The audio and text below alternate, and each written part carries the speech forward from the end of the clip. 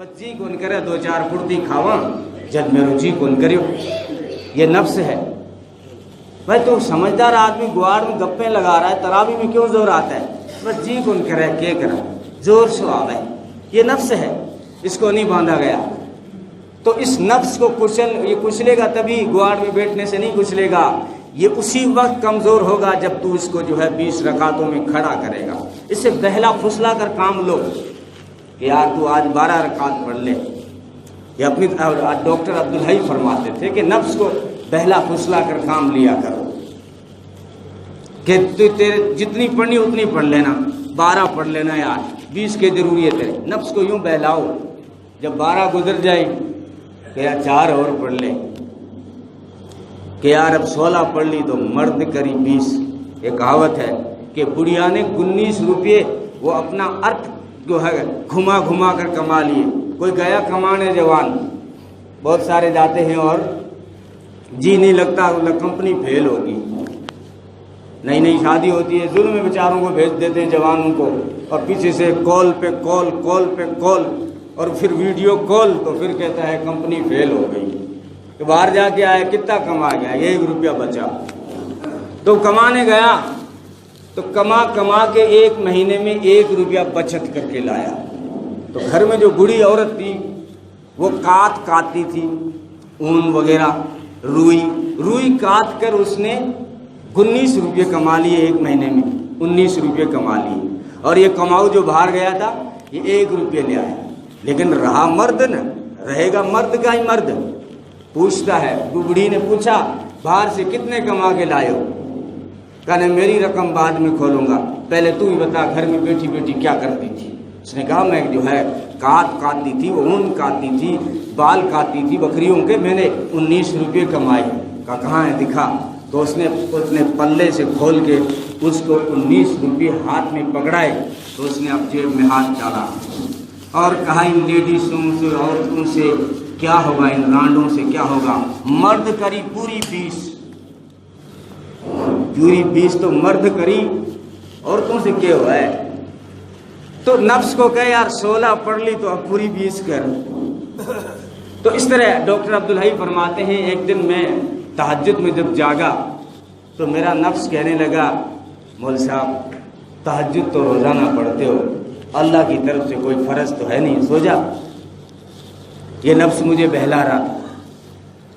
تو پھر میں نے کہا نفس کو کہ ٹھیک ہے فرض نہیں ہے، اگر تیرا پڑھنے کا جی نہیں کر رہا ہے چلو جاؤ، جب جاگ ہی گیا ہے تو پیشاب پانے سے فارغ ہو کے سو جا۔ تو کہتا ہے میں پیشاب کرنے کے لیے نفس تیار ہو گیا۔ نفس جو ہے رات کو 3 بجے کرکٹ کھیلنے کے لیے تیار ہے، نفس دوسری چیزوں کے لیے بھاگتا ہے، لیکن نیکیوں کی طرف اس کا جی نہیں کرتا۔ تو کہتے ہیں جب میں پیشاب سے فارغ ہوا تو میں نے نفس سے کہا کہ تو آج تہجد تو نہیں پڑھتا، کم سے کم وضو کر کے تو سو جا، باوضو سونا بھی تو سنت ہے، یہ فضیلت تو حاصل کر لے، وضو میں کون سا تجھے زور آ رہا ہے، وضو بنا کے سو جا، نیند بھی آئے گی اچھی، گرمی بھی نہیں ہوگی۔ نفس تیار ہو گیا، میں نے وضو بنا لیا۔ اب جب میں بستر پہ آیا تو میں نے نفس سے کہا آج تو تہجد تو نہیں پڑھتا ہے، تو وضو بنا لی ہے تو کچھ دعا کر کے سو جا۔ تو دعا کرنے کے لیے بھی تیار ہو گیا، ٹھیک ہے تھوڑی سی دعا کر لے۔ میں نے ہاتھ اٹھایا اور میں نے نفس سے کہا جب اللہ سے مانگنا ہے تو بستر پہ کیوں مانگ رہا ہے، مصلی پہ مانگنا ہے۔ میں نے اپنے بستر سے اٹھایا، مصلی پہ لایا، اور جیسے ہی مصلی کے قریب آیا اللہ اکبر، اب کیا کرے گا نفس؟ نیت باندھ لی، اب تو پوری کرنی پڑے گی۔ تو نفس سے بہلا پھسلا کر کام لو۔ یہ رمضان کا مہینہ گزر جائے گا چٹکی کی طرح، پتہ ہی نہیں چلے گا، گزر گیا رحمت کا عشرہ، تو پتہ چلا کسی کو؟ روزہ رکھنے والے مر گئے، کمزور ہو گئے، ارے ٹیسٹ کراؤ تم سے زیادہ طاقتور نکلیں گے روزہ رکھنے والے۔ کہ بیمار، ہاں تو تیری بیماری روزے میں ٹھیک ہوگی، رکھ روزے۔ شفا دینا اللہ کے ہاتھ میں ہے، ٹھیک ہے کسی بڑے ڈاکٹر نے کر دیا ہو، لاکھوں میں سے کوئی ایک کیس ہوتا ہے، معمولی مان میں ادھر کھانسی ہوا ہے، جو ہے پسلی دکھ ہے، کمر میں درد ہے، گھٹنا دکھ ہے، یہ کوئی بہانے نہیں ہے روزہ چھوڑنے کے، کوئی بہانے نہیں ہے، یہ نفسانیت کی چوری ہے، یہ نفس تمہیں چوری دکھا رہا ہے۔ تو خیر اس مہینے کی قدر کریں ورنہ وعید بڑی سخت ہے۔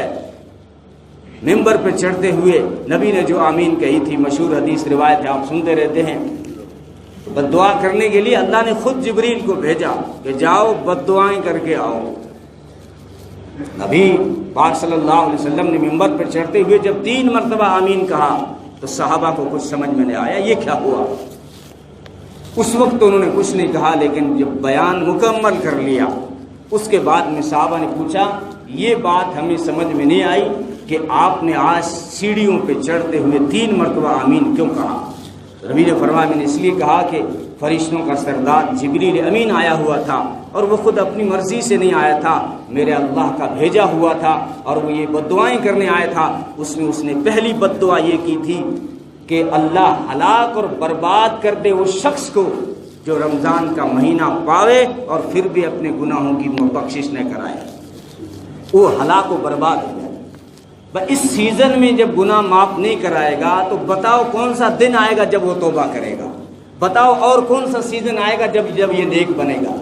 رمضان میں اپنے گناہوں کی معافی نہیں چاہتا، توبہ نہیں کرتا، نیک اعمال، رمضان میں نماز نہیں پڑھتا، روزے نہیں رکھتا، تراویح نہیں پڑھتا، نیکی نہیں کرتا، صدقات خیرات نہیں کرتا، تو پھر اس کے لیے کون سا مہینہ آئے گا، کون سا دن آئے گا جس میں یہ نیک بنے گا؟ اس لیے کہ ہلاک و برباد ہو، کیونکہ آفر اتنا دیا تھا، بس تمہیں بہانہ کرنا تھا تھوڑا، روزہ رکھ لو وہ دوں گا تم سوچ بھی نہیں سکتے ہو، باقی سارے اعمال کا بدلہ جنت ہے، روزے کا بدلہ میں خود ہوں۔ جس کو خدا مل گیا اس سے سب کچھ مل گیا۔ اور تراویح کی ایک رکعت پر دکھ ہوتا ہے یار، اتنا ٹھنڈا موسم، 5 6 اے سی مسجد میں لگ رہی ہے اور پھر بھی زور آتا ہے تراویح پڑھتے ہوئے۔ باہر امس میں بیٹھا رہتا ہے، گواڑ میں، بدبو میں، نالی کے پاس، تجھے یہاں ایسی میں چین نہیں آتا؟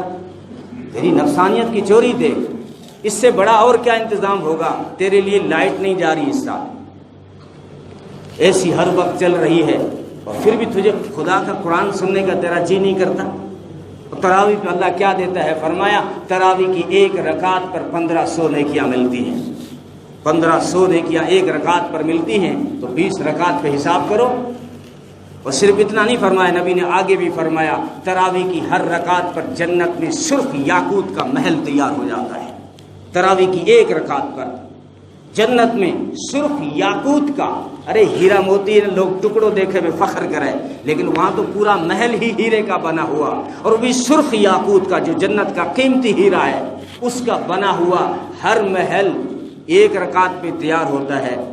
20 رکعت پہ کتنا؟ بلکہ ایک روایت میں کہا گیا کہ ایک سجدے پہ تیار ہوتا ہے، تو 20 رکعت میں 40 سجدے، تو جنت میں 40 محل ایک دن میں تیار ہو جاتے ہیں۔ اور اب حساب لگاؤ، کوئی کمی ہے؟ اس رمضان میں بھی اپنی بخشش نہ کرائے، حالانکہ اللہ روزانہ، ایک روایت میں آتا ہے 60,000 ایسے لوگوں کو معاف کرتا ہے جن کے اوپر دوزخ واجب ہو چکی تھی، 60,000 روزانہ۔ اور معاف کرتے کرتے جب 28-29 دن گزر جاتے ہیں تو اللہ جاننے کے باوجود فرشتے سے پوچھتے ہیں جو 1 تاریخ سے میں نے جو روزانہ 60,000 معاف کرنا شروع کیے تھے ان کی گنتی بتاؤ کتنے ہوئے؟ تو فرشتے ٹوٹل لگاتے ہیں، کہتے ہیں اللہ اتنے ہوئے۔ اللہ فرماتے ہیں جتنا یہ ٹوٹل بنا ہے اس ٹوٹل کے برابر آخری رات اتنی تعداد کے برابر اور معافی دے دو۔ تو اتنی معافی کے باوجود اگر رمضان میں اپنی معافی نہ کرائے تو پھر جبریل نے بد دعا کی تھی ہلاک و برباد ہو جائے وہ شخص جو رمضان کا مہینہ پائے اور اپنی معافی نہ کرا لے۔ تو نبی نے فرمایا آمین۔ اب اس کے قبول ہونے میں کوئی شک ہے؟ جبریل کو بھیجنے والا خود اللہ ہے اور کہہ رہا ہے جاؤ بد دعا کر کے آؤ، اور پھر آمین کہنے والا محمد عربی صلی اللہ علیہ وسلم ہے، اور بد دعا کرنے والا بھی نوریوں کا سردار ہے، فرشتوں کا سردار ہے، تو یہ بد دعا تو ضرور قبول ہوئی ہے۔ اس لیے ہمیں ڈرنا ہے کہ اس مہینے میں اپنے گناہوں کی معافی چاہیں۔ اٹھتے ہیں آپ سحری کرنے کے لیے، مصلی بچھا لیں کبھی کبھی، اور اللہ سے ہاتھ اٹھا کے اس مہینے میں خاص کر اپنے گناہوں کی توبہ کر لیں۔ وہ آپ کے توبہ کا انتظار کرتا ہے کہ کب میرا بندہ کہے اور میں کہوں جا بغیر تانا دیے معاف کر دیا۔ وہ تانا بھی نہیں دیتا جب معاف کرنے پہ آتا ہے۔ تو پہلی چیز تو یہ تھی۔ دوسری سیڑھی پہ قدم رکھا تو بھی نبی نے فرمایا تھا آمین۔ اب صحابہ نے پوچھا آپ نے دوسری آمین کیوں کہی؟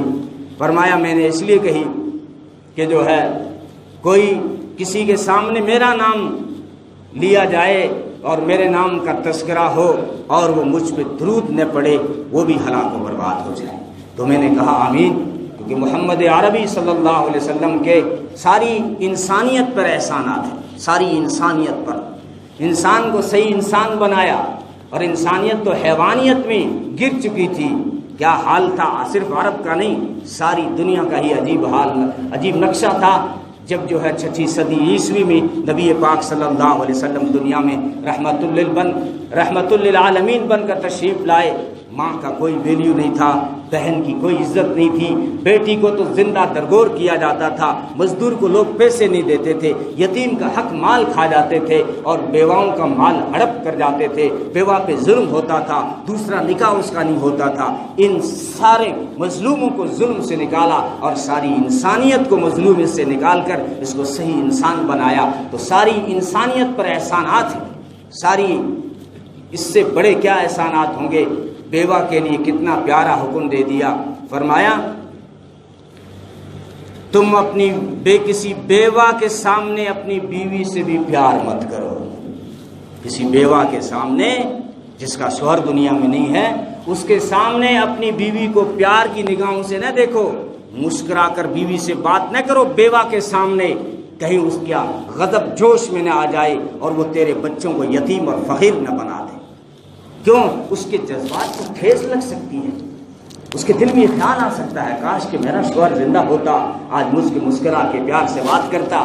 نبی نے فرمایا تمہارے گھر میں اگر یتیم ہو، یتیم کے سامنے اپنے بچوں سے لاڈ مت کرنا، ورنہ اس کے غضب کو اگر جوش آ گیا تو تیرے بچوں کو وہ یتیم بنا دے گا۔ کیوں؟ جذبات، بیچارے مسکین یتیم کو جذبات کو ٹھیس لگ سکتی ہے کہ کاش کہ آج میرا ابا ہوتا، اس سے پیار کرتا۔ تو ساری انسانیت پر احسانات ہے، کوئی گنا نہیں سکتا۔